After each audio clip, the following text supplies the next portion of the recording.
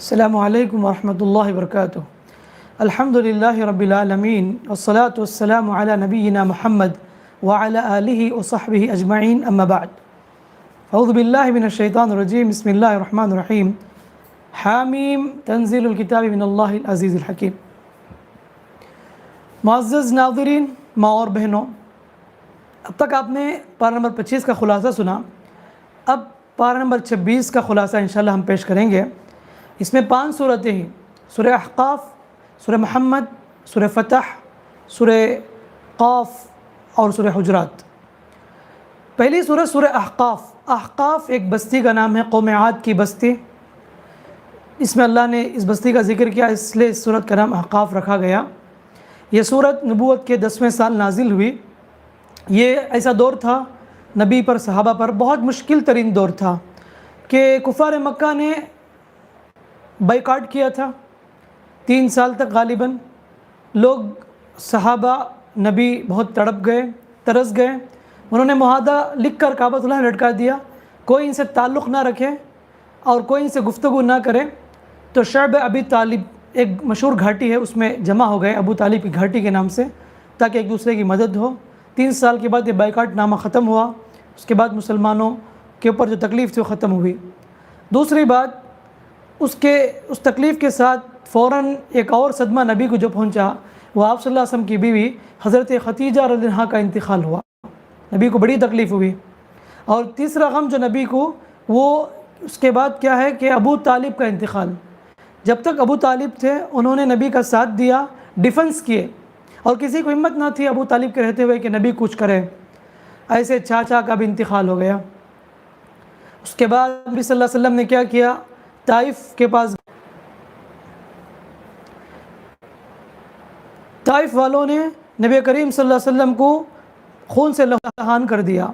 تو شعب ابی طالب کا واقعہ، حضرت خدیجہ رضی اللہ عنہا کا انتقال، ابو طالب کا انتقال، پھر ایک بہت بڑا غم جو طائف کے میدان میں نبی کو یہ غم لاحق ہوا۔ تو ایسی تکلیف نبی کے پر آئی تھی۔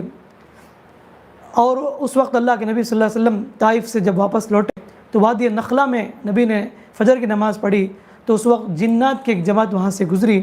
تو انہوں نے نبی کی تلاوت کو سنی، تو انہوں نے دیکھا کہ ایسی کتاب ہے جو موسیٰ کے بعد نازل ہوئی۔ انہوں نے اپنا عقیدہ پیش کیا، جیسا کہ قرآن میں ہے، انزل من بعد موسیٰ۔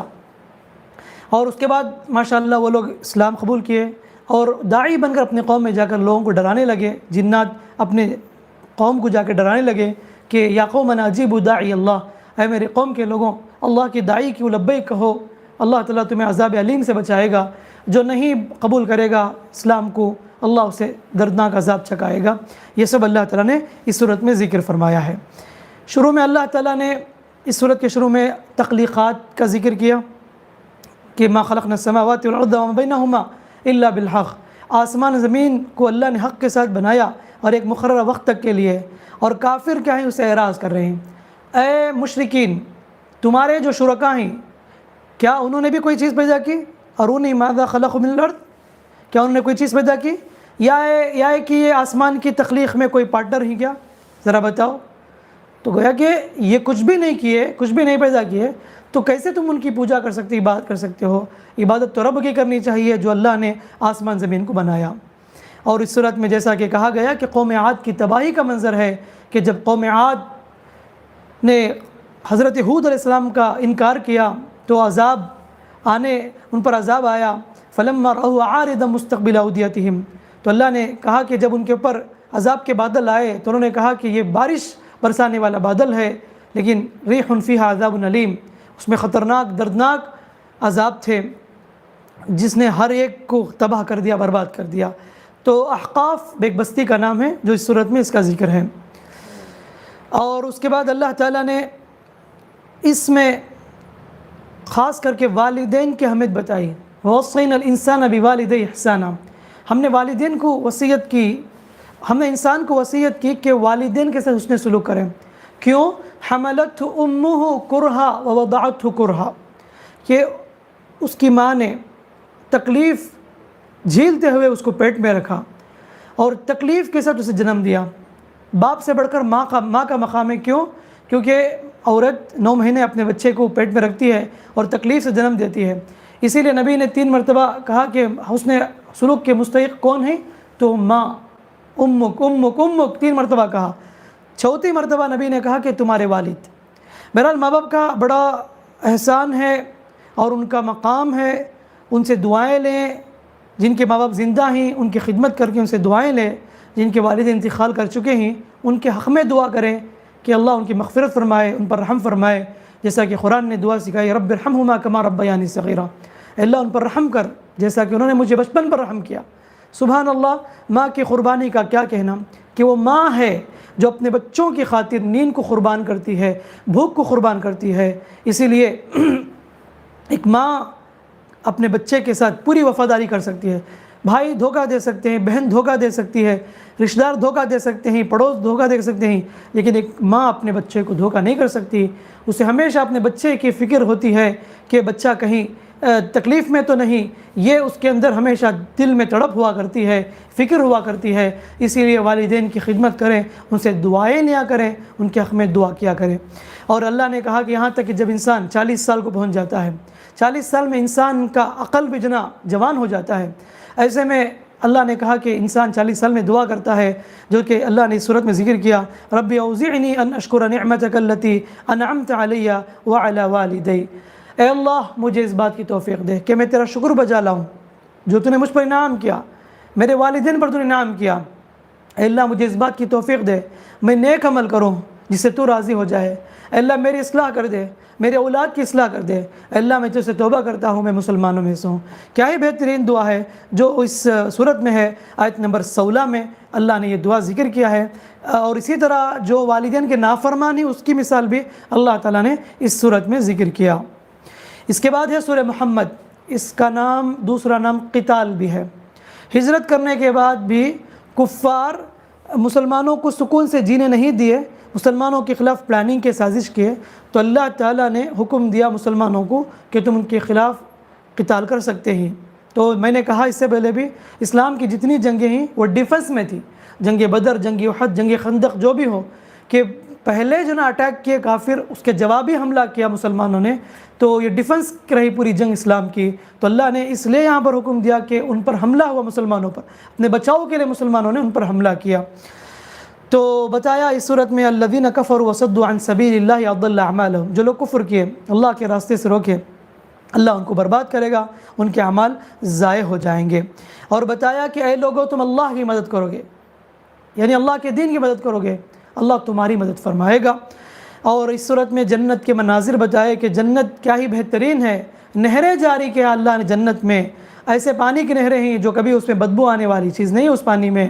اور دودھ کی نہریں ہیں اور شہد کے نہریں ہیں. وانہار من عسل مصفی، شراب کے نہریں ہیں.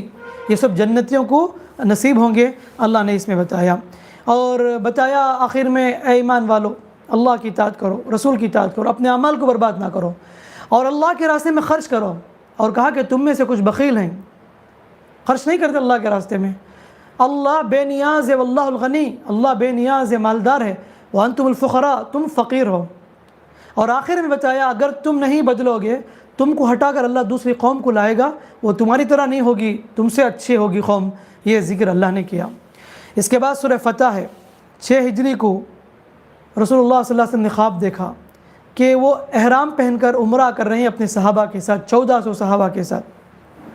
تو یہ خواب نبی نے دیکھا تو 1400 صحابہ کے ساتھ نبی عمرہ کے لیے روانہ ہوتے ہیں مدینے سے. یہاں تک کہ قریش نے روک لیا، کہا کہ تم عمرہ نہیں کر سکتے، مکے میں داخلہ ممنوع ہے. آخرکار حدیبیہ کے مقام پر ایک آپس میں ایک سمجھوتا ہوئی، مختلف لوگ یعنی بات چیت کے لیے آئے، نہیں ہوئی. اللہ کے نبی صلی اللہ علیہ وسلم نے حضرت عثمان رضی اللہ عنہ کو بھیجا بات چیت کے لیے. اتنے میں افواہ پھیلی کہ حضرت عثمان کو لوگوں نے شہید کر دیا. تو اللہ کے رسول نے صلی اللہ علیہ وسلم نے صحابہ سے بیعت لیے اس درخت کے پاس کہ ہم حضرت عثمان کے قتل کا بدلہ لے کر جائیں گے. سب لوگوں نے بیعت کی. اللہ کہتا ہے ید اللہ فوق ایدیہم، ان سب کے ہاتھ کے پر اللہ کا بھی ہاتھ ہے. بعد میں یہ بات معلوم ہوئی کہ حضرت عثمان کی جو شہادت کی خبر ہے وہ غلط ہے. بہرحال آخر میں طے ہوئی، ایک اگریمنٹ پاس کیا گیا کہ مسلمان اس سال عمرہ نہ کریں، اگلے سال کریں. 10 سال تک جنگ نہیں ہوگی، اور مکہ کا کوئی آدمی آ جائے مدینے کو تو واپس کرنا پڑے گا، لیکن مدینے کا کوئی مکہ آ جائے تو واپس نہیں کریں گے۔ مسلمان جس قبیلے کے ساتھ چاہے دوستی کر لے، کافر جس قبیلے کے ساتھ چاہے دوستی کر سکتے ہیں، اور اس قبیلے کو بھی تکلیف نہیں دینا، یہ بھی اس اگریمنٹ میں پاس کی گئی بات۔ اللہ کے رسول نے رضامندی کا اظہار کیا، یہاں تک کہ واپسی میں یہ سورہ نازل ہوئی، انا فتحنا لک فتحا مبینا، اے نبی ہم نے تمہیں واضح فتح عطا کی۔ گویا کہ اس میں فتح مکہ کا اشارہ ہے، مکہ فتح ہونے والا ہے۔ 8 ہجری میں سبحان اللہ مکہ فتح ہوا، اللہ کے نبی صلی اللہ علیہ وسلم صحابہ کے ساتھ مکہ میں داخل ہوتے ہیں، تو گویا کہ اس صورت میں پیشن گوئی بتا دی مکہ فتح ہونے کی۔ اور اللہ کے رسول نے فتح مکہ کے وقت سارے کفار کو معاف کر دیا، سوائے 7-8 لوگ تھے، ان کو قتل کرنے کا اللہ کے رسول صلی اللہ علیہ وسلم حکم دیا۔ اور اس صورت میں فتح مکہ کے ذکر کے ساتھ ساتھ فتح خیبر کا بھی ذکر ہے، جو کہ غالباً 7 ہجری میں خیبر فتح ہوا، اللہ نے یہ بھی خوشخبری سنائی۔ اسی طرح 9 ہجری میں روم کی سرحد پر جو یعنی روم والوں کو جو دھمکی کی بات تھی، وہ بھی اللہ تعالیٰ نے اس میں بتایا کہ اطراف اکناف کے لوگ بھی تمہارے قبضے میں آ جائیں گے اور حکومت تمہارے پاس آئے گی، اس کی بھی اللہ نے خوشخبری سنائی۔ تو اللہ نے نبی کے خواب کو سچ کر کے بتایا، لقد صدق اللہ رسولہ الرؤیا بالحق۔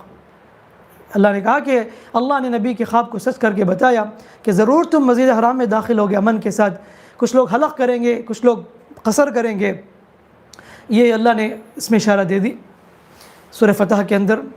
اور آخر میں صحابہ کی فضیلت بتائی، محمد رسول اللہ، محمد اللہ کے رسول ہیں، اور جو ان کے ساتھ ہیں وہ صحابہ یہ مومنوں پر بڑے رحم دل ہیں، رحماء بینہم، تراہم رکعن سجدا، تم دیکھو گے سجدوں کے نشانات ہیں ان کے چہرے پر، سبحان اللہ، اللہ کے فضل تلاش کرنے والے لوگ، سبحان اللہ۔ صحابہ کی اہمیت، فضیلت بخاری، مسلم اور دیگر احادیث میں کئی مرتبہ اللہ کے رسول نے واضح بتایا کہ صحابہ کی محبت ہر ایک مومن کے دل میں ہونی چاہیے۔ جو لوگ صحابہ سے نفرت کرتے ہیں، صحابہ سے بغض رکھتے ہیں، گویا کہ وہ مومن نہیں ہے۔ اللہ کے رسول نے کہا حب الانصار من ایمان، انصار سے محبت کرنا ایمان کی علامت ہے۔ اللہ نے مہاجرین صحابہ کی تعریف کی اور انصاریوں کی بھی تعریف کی، اور کہا کہ احد پہاڑ کے برابر بھی تم سونا خرچ کر دو، صحابہ کے برابر بھی نہیں ہو سکتے، دھول کے برابر بھی نہیں، تم ایک مد کے برابر بھی نہیں ہو سکتے۔ بہرحال صحابہ کی اپنی جگہ پر فضیلت ہے، مقام ہے، ان کی قدر کرنا چاہیے، اور ان کی عزت جو اللہ نے دیا ہے ان کی عزت ہمیں بھی دینا چاہیے۔ رضی اللہ عنہم ورضوا عنہ کا ٹائٹل ملا انہیں، اللہ ان سے راضی ہو گیا، وہ لوگ اللہ سے راضی ہو گئے۔ اس کے بعد ہے سورہ حجرات۔ حجرات کے معنی کمرہ۔ اللہ کے نبی صلی اللہ علیہ وسلم خیلولہ کر رہے تھے ظہر کے وقت، تو وہ لوگ جو بدو کم عقل والے جن کے پاس کلچر نہیں ہوتا، انہوں نے کہا یا محمد اخرج، اے محمد باہر نکلو، نام لے کر پکارا۔ تو اللہ نے کہا کہ تم ایسا نہ کرو، جو لوگ کمرے کے پیچھے پکارتے ہیں محمد کو، اکثر لوگ بے عقل ہیں، عقل نہیں رکھتے، یاد رکھنا بلند آواز سے بات نہ کرو ورنہ تمہارے عمل برباد ہو جائیں گے۔ یہ صورت بہت عظیم صورت ہے جسے ہر ایک کو پڑھنا چاہیے، اس میں بہت ساری تعلیمات دی گئی۔ پہلی بات بتائی کہ اے ایمان والو لا تقدموا بین یدی اللہ ورسولہ، اللہ اس کے رسول سے آگے مت بڑھو، یعنی دین میں اپنی مرضی سے نہ چلو، اللہ اس کے رسول کے احکامات کے مطابق چلو، یا نہیں تو اس کا مطلب یہ ہے کہ جو فیصلہ رسول کر دے اس کو قبول کرو، اپنا فیصلہ نہ کرو دین میں، اور بدعت ایجاد نہ کرو۔ یہ ساری چیزیں اس آیت کے اندر بات آ جاتی ہیں۔ اور دوسرا ادب بتایا کہ نبی کے پاس آواز سے بات مت کرو، اور نبی خود تم سے بات کرے تب بھی تم آہستہ سے جواب دینا، زور سے بات نہ کرنا۔